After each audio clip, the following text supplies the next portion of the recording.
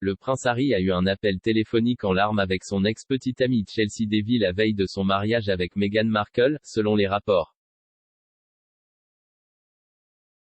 Le duc et la duchesse de Sussex se sont mariés il y a 3 ans lors d'une belle cérémonie à la chapelle Saint-Georges du château de Windsor.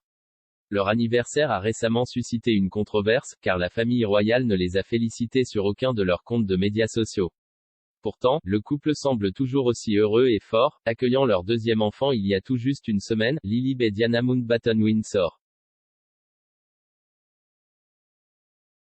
L'une des invitées à leur mariage était l'ex-petite amie de Harry, la femme d'affaires zimbabwéenne Chelsea, avec qui il est sorti par intermittence pendant environ 7 ans, plusieurs années de plus que Harry ne connaît Meghan.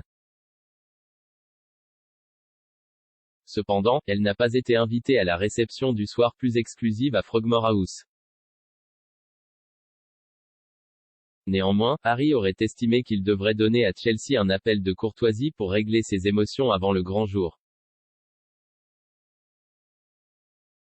Selon Vanity Fair, ils ont partagé un appel téléphonique en larmes dans lequel ils ont reconnu que Harry passait à autre chose.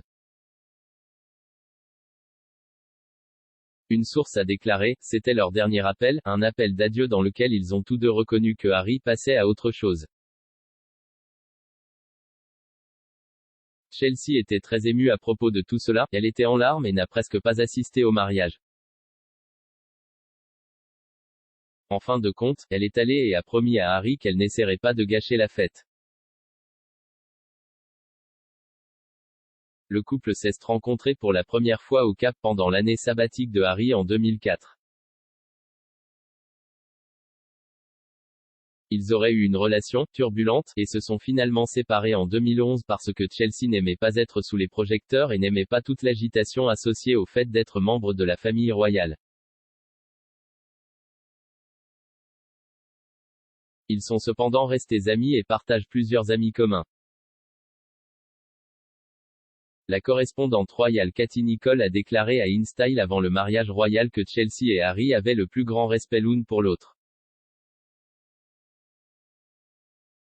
Elle a ajouté qu'aucun des deux n'était complètement disposé à abandonner leur intense romance.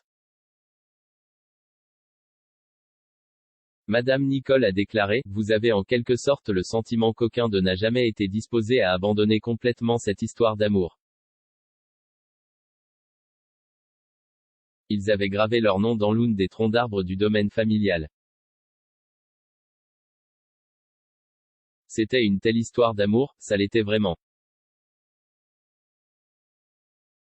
Il a également été rapporté que Meghan avait fait un câlin à Chelsea lors du mariage, même si le protocole veut que les non-royaux fassent la révérence aux membres de la famille royale. L'autre ex-petite amie du prince Harry, l'actrice Cressida Bonas, avec qui il est sorti de 2012 à 2014, a également été invitée au mariage. Cependant, personne du passé romantique de Meghan n'était là, y compris son ex-mari Trevor Engelson.